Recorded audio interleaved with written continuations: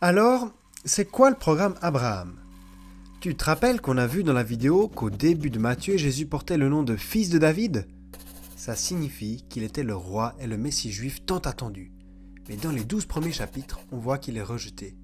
Cependant, il y a un deuxième titre, fils d'Abraham, et nous allons voir ce que ça signifie dans cette vidéo. Pour bien comprendre la deuxième section de l'Évangile selon Matthieu, il faut d'abord commencer par montrer qu'il y en a vraiment une.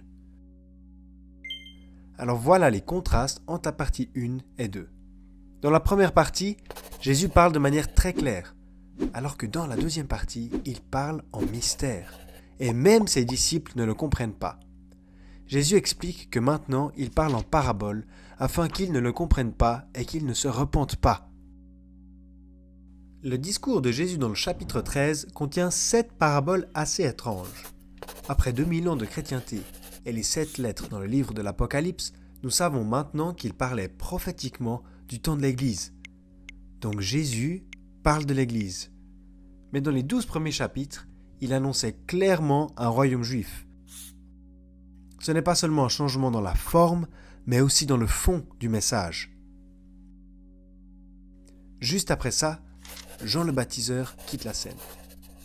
Pourquoi est-ce important?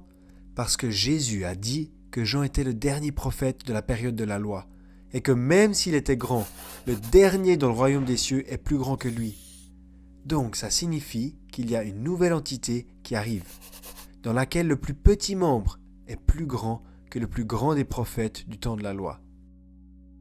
Jean a parlé de lui comme étant l'ami de l'époux, en parlant de Jésus. Mais qui est l'épouse? Eh bien, regarde dans quelle direction est dirigée l'attention de Jésus. Dans les chapitres 14 et 15, il se tourne vers tout le monde, même en dehors des frontières d'Israël. Et ça ne fait aucun sens, en sachant qu'il avait dit à ses disciples de n'aller que vers la maison d'Israël, même pas vers les Samaritains qui étaient en quelque sorte les cousins des Juifs. Et maintenant, il est à Tyr. Ça prouve seulement qu'après son rejet par les Juifs, un changement radical s'opère. Parce que le roi rejeté est en train de préparer un royaume mystérieux pour les 2000 prochaines années, jusqu'à ce qu'Israël en tant que nation se repente.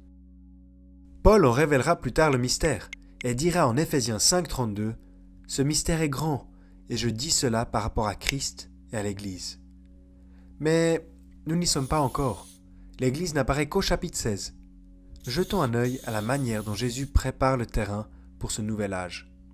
La transition est remarquablement décrite dans 3 histoires, vers les chapitres 12, 13 et 14. À la fin du chapitre 12, Jésus montre clairement qu'il a une nouvelle famille. Ce n'est pas notre famille sur la terre, mais une famille céleste.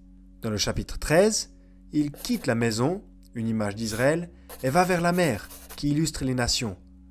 Ensuite, dans le chapitre 14, il appelle Pierre comme le premier à le suivre en dehors du bateau, dans la mer. Plus tard, dans le chapitre 18, Pierre recevra même l'autorité de prêcher l'évangile aux nations.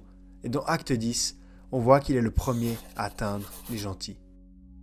Donc, dans les chapitres 12 à 14, Jésus commence la transition.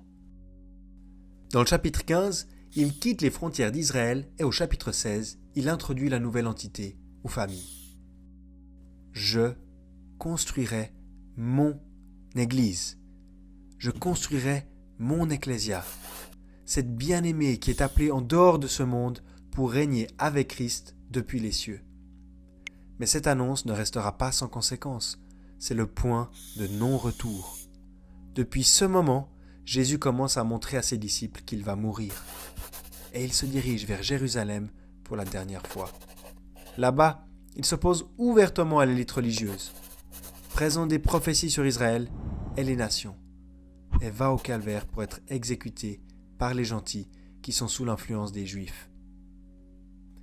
Mais en réalité, il mourrait pour Israël et pour les nations. Leur accusation? Le roi des Juifs, exactement ce qu'il avait dit à Pilate, parce qu'il était le roi des Juifs.